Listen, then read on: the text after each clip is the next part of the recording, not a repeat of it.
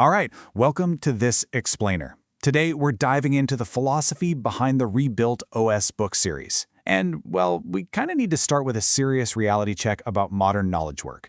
For anyone out there spending their days researching, synthesizing, or creating content, the ground beneath our feet feels like it's just constantly shifting, right? I mean, new models and updates drop basically every week. But beneath all that hype, we really need to talk about building a foundation that actually lasts. So we have to ask this fundamental question right out of the gate. Does better AI automatically produce better work?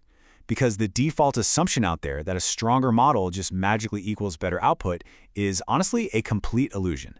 It's so tempting to think, if I just get access to the absolute newest frontier model, my research and my writing are going to instantly upgrade.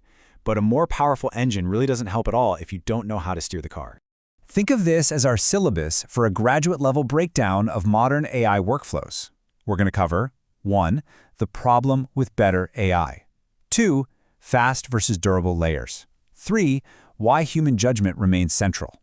4. The shared operating loop. And 5. Building a unified knowledge library. Okay, kicking things off with Section 1, the problem with better AI. If you're spending all your time memorizing where a specific button lives on your favorite AI tool, or you're cramming to learn this highly specific prompt structure tailored to just one single model's quirks, you are literally building your house on sand. Models evolve in mere months. The interfaces, the context limits, what we even consider best practices right now, they all shift incredibly fast. Stronger models can absolutely still produce completely garbage work if the question you ask is unclear, or if the evidence you feed is totally unreliable. So, building a guide around this year's interface? Yeah, that's a remarkably risky investment. What we're looking at here is a massive strategic shift. We are moving away from those isolated tactical prompts toward connected playbooks that actually accumulate value over time. In the early days of generative AI, which, let's be real, was like a year ago, the focus was entirely on finding that one magic prompt to do a specific trick. But tricks just don't scale. Now, the goal is establishing a connected reference library to build durable skills, better workflows, and totally reusable knowledge. Moving right along to Section 2, fast versus durable layers. To survive this relentless pace of updates without burning out, this is the paradigm shift we need to make. On the left side, you've got the fast layer. This is the technology itself, the models, features, interfaces, context limits. This layer provides unbelievable leverage, but yes, it changes constantly. Then on the right, you have the durable layer. This is your research design, your evidence judgment, synthesis, verification, and professional responsibility. Think of it like this. The fast layer gives you the speed and the scale, but the durable layer absolutely determines if that leverage actually produces good, defensible work. Which brings us nicely to Section 3. Human judgment remains central. There is a massive difference between acceleration and direction. While the machine can effortlessly speed up content transformation, like summarizing a huge document or drafting a standard report, it absolutely cannot tell you if the underlying premise is ethically sound. It can't tell you if the sources are truly reliable. Consequential decisions require informed human direction. You are the one there to provide the purpose, to set the standards, to interpret the nuance, and ultimately to take accountability for the final output. The absolutely crucial point here is that exercising judgment, framing questions, and verifying conclusions are the exact capabilities that make AI useful to begin with. You really shouldn't view your critical thinking as some annoying chore that you're just waiting for a future AI update to take off your plate. As the quote perfectly states, these are core competencies. They are what make you valuable. The Rebuilt OS series approaches all of this with what they call a graduate course philosophy. Think about how a really rigorous university program works. It doesn't just teach you how to use a specific brand of calculator, right? It teaches you the underlying mathematics.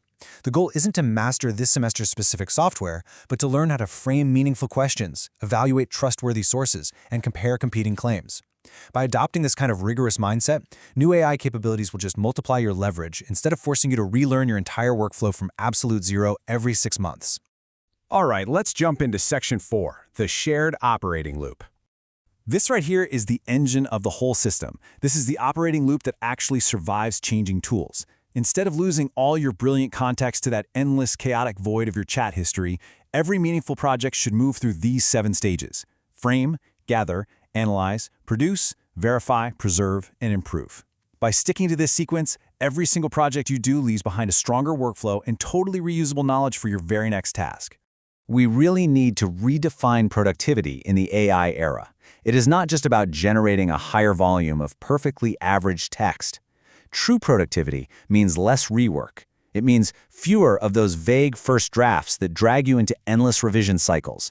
This 7-step operating loop ensures that verification becomes a baked-in part of the workflow right from step 1, and that results in stronger, way more consistent quality. And finally, Section 5, a unified knowledge library. Look at how beautifully this forms a cohesive lifecycle map.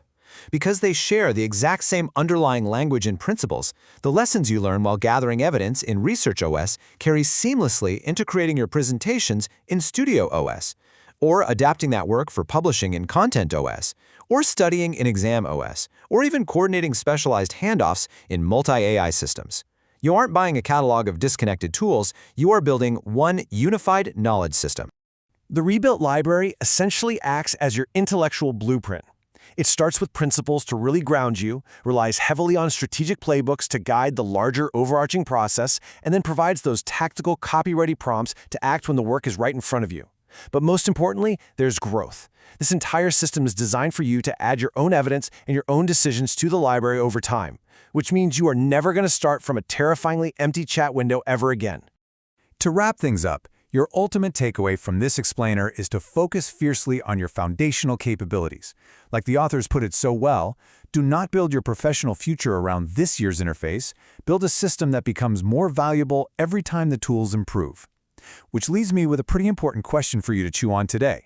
If your chosen AI platform wiped its interface and completely deleted your chat history tomorrow, would your professional workflows survive intact, or would you literally be starting from zero all over again?